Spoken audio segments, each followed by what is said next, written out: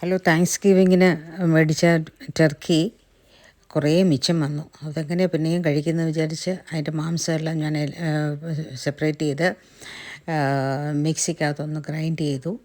Mixie എന്ന് പറഞ്ഞാൽ dry ഗ്രൈൻഡറിലൊന്ന് ഫൈനായിട്ടല്ല, ഒന്ന് റഫായിട്ട് ഗ്രൈൻഡ് ചെയ്തിട്ട് അതിനകത്തേക്ക് കുറച്ച് ഇഞ്ചിയും വെളുത്തുള്ളിയും പച്ചമുളകും എല്ലാം കൂടെ അരച്ചൊക്കെ ചേർത്ത് കുറച്ച് കുരുമുളക് പൊടി, കുറച്ച് ഒറിഗാനോയുടെ ലീവ്സ്, പെരിഞ്ചീരകം, സിന്നമൺ, പിന്നെ ഗ്രാമ്പൂ, ഇതെല്ലാം കൂടെ ഒന്ന് ചെറുതായിട്ട് പൊടിച്ച് അതും കൂടെ ഇതിനകത്ത് ചേർത്തു. കുറച്ച് പൊട്ടറ്റോ പുഴുങ്ങി വെച്ചത് അത് എല്ലാം മാറ്റി വെച്ചു. അതിനുശേഷം കുറച്ച് ഉള്ളി സവാള എടുത്ത് വഴറ്റി അതിനകത്തേക്ക് ഈ നമ്മൾ പൊടിച്ചു വെച്ച മീറ്റ് മിക്സ് എടുത്ത് നന്നായിട്ട് വഴറ്റിയ ശേഷം കുറച്ച് കറിവേപ്പിലയെല്ലാം കൂടെ അരിഞ്ഞിട്ട് ഒന്ന് തണുത്തപ്പോഴത്തേക്കിനും നമ്മൾ വേവിച്ച് വെച്ച പൊട്ടറ്റോ മാഷ് ചെയ്തിട്ട് അതും കൂടെ എടുത്ത് മിക്സ് ചെയ്ത് നല്ലതായിട്ട് മിക്സ് ചെയ്ത് വെച്ചു. പിന്നെ ഞാനൊരു വേറൊരു മുട്ട നന്നായിട്ട് അടിച്ച് പതിപ്പിച്ച ശേഷം ഈ നമ്മുടെ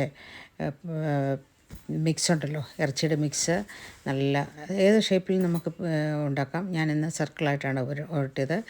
നന്നായിട്ട് ഉരുട്ടിയ ശേഷം അത് ആദ്യമേ ഈ മുട്ട മിക്സിലോട്ട് മുക്കിയിട്ട് ബ്രെഡ് പൊടിച്ച് വെച്ചിട്ടുണ്ടായിരുന്നു, അല്ലെങ്കിൽ റസ്കാണെല്ലാം പൊടിച്ചാൽ മതി, അല്ലെങ്കിൽ ബ്രെഡ് ക്രംസായിട്ട് കിട്ടും.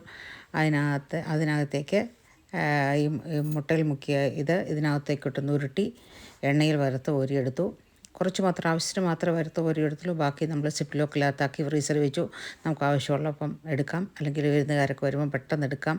വളരെ ടേസ്റ്റി ആയിട്ടുള്ള ഐറ്റമായിരുന്നു. ഞാൻ വിചാരിച്ച സാധാരണ ഈ ടർക്കിക്കൊന്നും അത്ര ടേസ്റ്റ് ഇല്ല, പക്ഷേ ഈ സാധനം എല്ലാം കൂടെ ചേർത്ത് വന്നപ്പോൾ വളരെ നല്ല ടേസ്റ്റാണ്. അതിൻ്റെ കൂടെ നല്ലൊരു ചർലാസ് എന്ന് പറഞ്ഞാൽ സവാള, പച്ചമുളക്, തക്കാളി എല്ലാം കൂടെ നാരങ്ങാനീര് ചേർത്ത ചർലാസ് കൂട്ടി കഴിച്ചാൽ അടിപൊളിയാണ്. എല്ലാവരും ഉണ്ടാക്കി നോക്കിയിട്ട് ഒന്ന് അഭിപ്രായം പറയണം. Thank you very much.